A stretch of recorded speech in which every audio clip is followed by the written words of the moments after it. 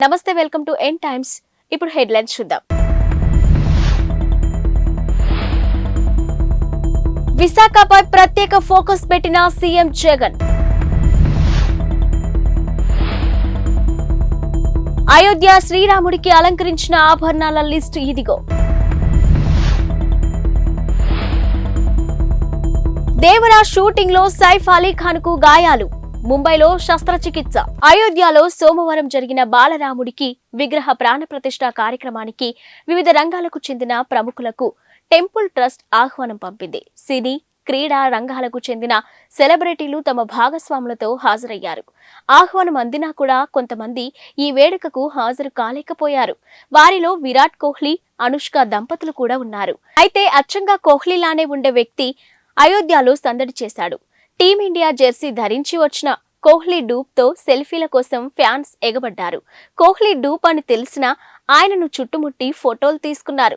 తొలుత సరదాగా సాగిన ఈ తతంగం కాసేపటికే తోపులాట దాకా వెళ్ళింది.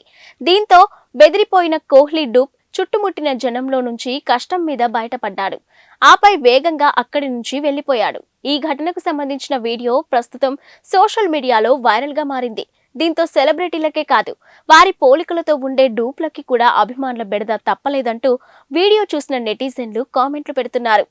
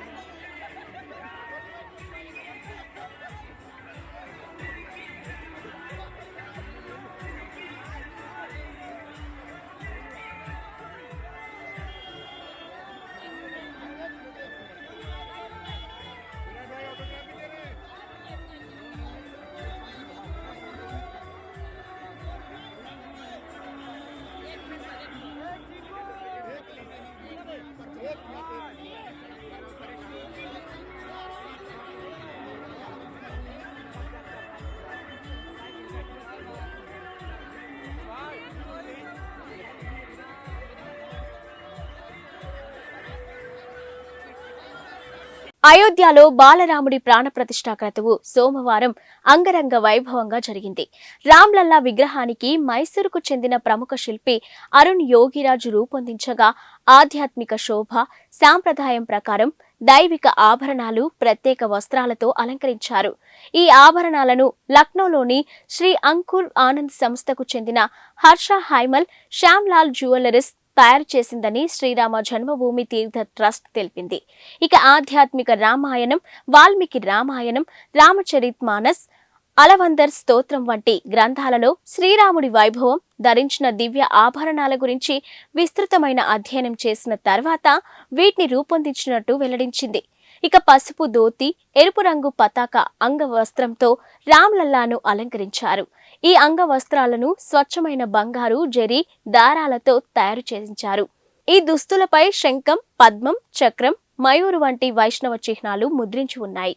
ఈ వస్త్రాలను అయోధ్యధాంలోని పనిచేసిన ఢిల్లీ టెక్స్టైల్ డిజైనర్ శ్రీ మనీష్ త్రిపాఠి రూపొందించారు. జూనియర్ ఎన్టీఆర్, జాన్వీ కపూర్, సైఫ్ అలీ ఖాన్ దర్శకుడు కొరటాల శివ కాంబినేషన్ లో తెరకెక్కుతున్న దేవరా చిత్రం శరవేగంగా షూటింగ్ జరుపుకుంటుంది. ఇక ఈ షూటింగ్ కారణంగా జూనియర్ ఎన్టీఆర్ నిన్న అయోధ్య వేడుకకు కూడా వెళ్లలేకపోయారు. అయితే షూటింగ్ లో సైఫ్ అలీ ఖాన్ గాయపడ్డాడు. ఆయన మోకాలు, భుజానికి తీవ్రంగా గాయాలయ్యాయి.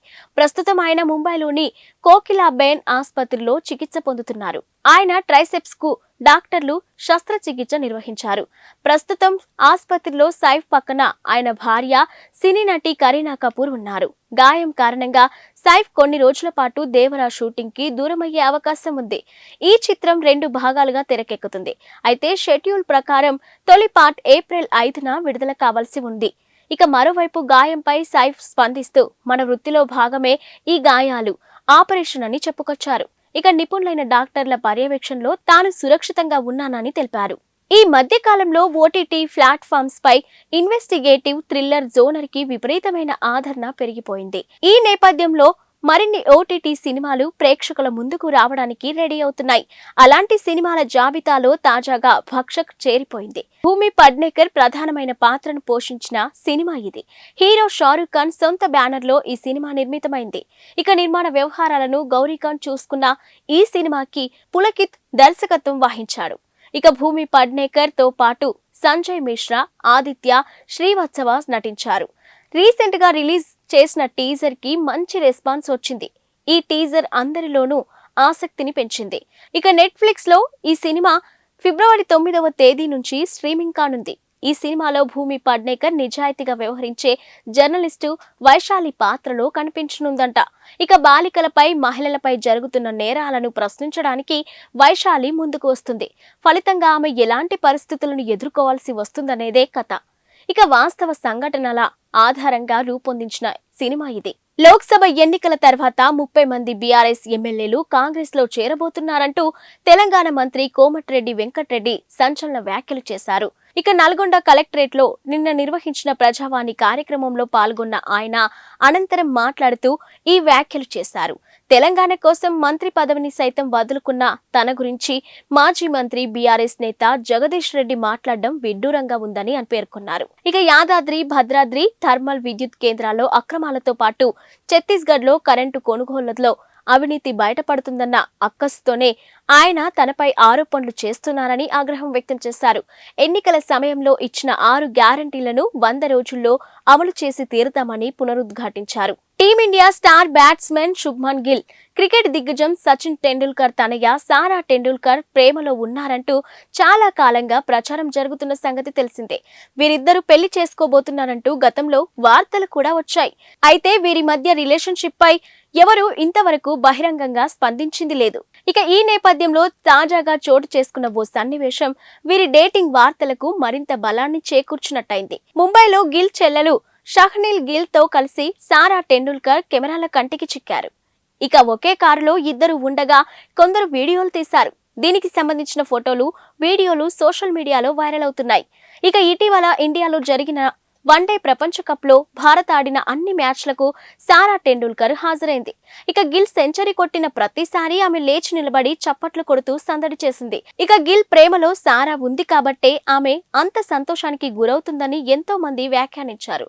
ఇప్పుడు గిల్ సోదరితో ఆమె కనిపించడంతో ప్రేమ వార్తలకు మరింత బలం చేకూరినట్టయింది.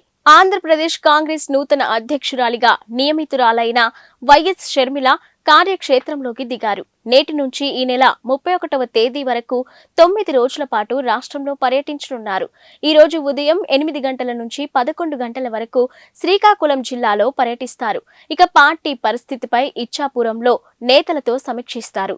ఆ తర్వాత పార్వతీపురం చేరుకొని మధ్యాహ్నం 2 గంటల 30 నిమిషాల నుంచి 3 గంటల 30 నిమిషాల వరకు మన్యం జిల్లాకు సంబంధించి సమీక్షిస్తారు.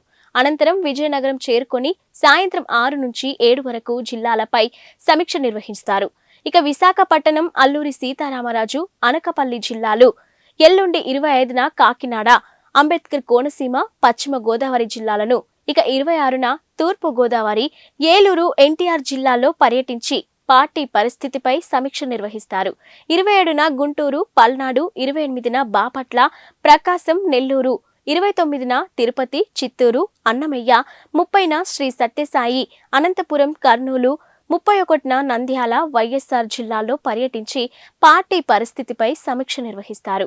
అయోధ్య రామ మందిరంలో బాలరాముడి విగ్రహ ప్రాణ ప్రతిష్ఠ కార్యక్రమం నిన్న అంగరంగ వైభవంగా జరిగింది. ఇక స్వామివారికి ప్రధాని మోదీ తొలి పూజను నిర్వహించారు. ఈ కార్యక్రమానికి దేశవ్యాప్తంగా ఉన్న వివిధ రంగాల అధిరత మహారథులంతా కలిసి తరలి వెళ్లారు. ఇక 7,000కు పైగా వివిఐపీలు హాజరయ్యారు. ఇక ఆలయ ప్రాంగణం సినీ సెలబ్రిటీలతో కలకలలాడింది. టాలీవుడ్ స్టార్ జూనియర్ ఎన్టీఆర్ కు కూడా ఆహ్వానం అందినప్పటికీ ఆయన అయోధ్యకు వెళ్లలేదు. దీంతో ఆయన ఎందుకు వెళ్లలేదనే చర్చ జరుగుతుంది. అయితే దేవరా సినిమా షూటింగ్ లో బిజీగా ఉండడం వల్లే ఆయన అయోధ్యకు వెళ్లలేదని చెప్తున్నారు. షూటింగ్ షెడ్యూల్ ముందే ఫిక్స్ అయిపోవడంతో తారక్ వెళ్లలేకపోయారట. ఇక షెడ్యూల్ ని తారక్ బ్రేక్ చేస్తే తోటి నటీనటులతో పాటు నిర్మాతలు కూడా ఇబ్బంది పడాల్సి ఉంటుందనే ఉద్దేశంతోనే తారక్ అయోధ్యకు వెళ్లలేకపోయారని అంటున్నారు. అయితే ఈ వార్తల్లో ఎంతవరకు నిజం ఉందనేది తెలియాల్సి ఉంది. అయోధ్య రామ జన్మభూమి ట్రస్ట్ కు విరాళ పర్వం కొనసాగుతుంది. సోమవారం బాలరాముడి విగ్రహ ప్రాణ ప్రతిష్ఠ కార్యక్రమంలో పాల్గొన్న భారత అపర కుబేరుడు రిలయన్స్ ఇండస్ట్రీస్ అధినేత ముఖేష్ అంబానీ కుటుంబం 2.51 కోట్ల భారీ విరాళాన్ని ప్రకటించింది. రామజన్మభూమి ట్రస్టుకు ఈ పెద్ద మొత్తాన్ని ఇస్తున్నట్టు ఒక ప్రకటన విడుదల చేసింది. ఇక ముఖేష్ అంబానీ తన కుటుంబ సభ్యులతో కలిసి శ్రీరామ జన్మభూమి తీర్థక్షేత్ర ట్రస్టుకు 2.51 కోట్లను విరాళంగా అందించారు. ఇక సాంస్కృతిక ప్రాముఖ్యతను కలిగి ఉన్న అయోధ్య రామ మందిర అభివృద్ధికి పవిత్ర ప్రయత్నమని ఆ ప్రకటనలో పేర్కొన్నారు. కాగా సోమవారం జరిగిన ప్రాణ ప్రతిష్ఠ కార్యక్రమంలో ముఖేష్ అంబానీ భార్య నీతా అంబానీ, కుమారులు ఆకాష్, అనంత్, ఇక కోడళ్లు శ్లోక మెహతాతో పాటు కాబోయే కోడలు రాధికా మర్చెంట్, కుమార్తె ఈషా, అల్లుడు ఆనంద్ పిరమల్ తదితరులు పాల్గొన్నారు. ఇక అయోధ్య రామజన్మభూమి తీర్థక్షేత్ర ట్రస్ట్ ఆహ్వానించిన ప్రముఖ వ్యక్తుల్లో వీరు కూడా ఉన్నారు. ఇక రాముడు విచ్చేస్తున్నాడని దేశం మొత్తం రామ్ దీపావళిని జరుపుకుంటుందని ప్రాణ ప్రతిష్ఠ కార్యక్రమంలో ముఖేష్ అంబానీ అన్నారు. జనవరి 22న దేశం మొత్తానికి రామ్ దీపావళి వ్యాఖ్యానించారు. ఇక ఇది చారిత్రాత్మక రోజు అని నీతా అంబానీ కూడా అన్నారు. ఇందుకు సంబంధించిన వీడియోలు సోషల్ మీడియాలో వైరల్ అవుతున్నాయి. అగ్రరాజ్యం అమెరికాలో మరోసారి కాల్పుల కలకలం రేగింది.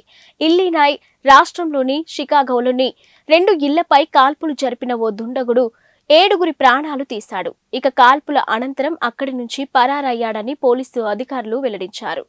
ఇక దుండగుడి కోసం వేట కొనసాగిస్తున్నామని తెలిపారు. ఇక నగరంలోని జోలియట్లోని వెస్ట్ ఎకర్స్ రోడ్లో ఉన్న 2200 బ్లాక్లో ఈ కాల్పులు ఘటన జరిగిందని, నిందితుడిని రోమియో నాన్స్ గా గుర్తించారని, ప్రస్తుతం అతను పరారీలో ఉన్నాడని వివరించారు. ఇక 2 ఇళ్లపై కాల్పులు జరిపాడని, మొత్తం 7 మృత్యువాత పడ్డారని Joliet police chief Bill Evans మీడియాకు వెల్లడించారు. ఇక నిందితుడు నాన్స్ 23 ఏళ్లు ఉండగా కాల్పులు జరిగిన ప్రాంతానికి సమీపంలోనే నివసిస్తున్నాడని తెలిపారు. ఎరుపు రంగు టయోటా క్యామ్రీ కారులో పరారైనట్టు భావిస్తున్నామని, అతడి వద్ద ఆయుధం ఉందని, అతన్ని ప్రమాదకరంగా పరిగణించాలని అక్కడి పౌరులను జోలియట్ పోలీస్ డిపార్ట్మెంట్ అప్రమత్తం చేసింది. ఇక నాన్స్ కి సంబంధించిన సమాచారం, అతడి జాడకు సంబంధించి ఏవైనా వివరాలు తెలిస్తే స్థానిక పోలీసులకు సమాచారం అందించాలని కోరారు. కాగా అగ్రరాజ్యం అమెరికా కాల్పుల ఘటనలతో వణికిపోతుంది. ఇక గణనీయ సంఖ్యలో మరణాలు నమోదవుతున్నాయి. ఇక ఈ ఏడాది మొదటి 3 వారాల్లోనే 875 తుపాకీ కాల్పుల మరణాలు నమోదైనట్టుగా గణాంకాలు చెప్తున్నాయి. ఇవి ఇప్పటివరకున్న బులెటిన్ అప్డేట్స్.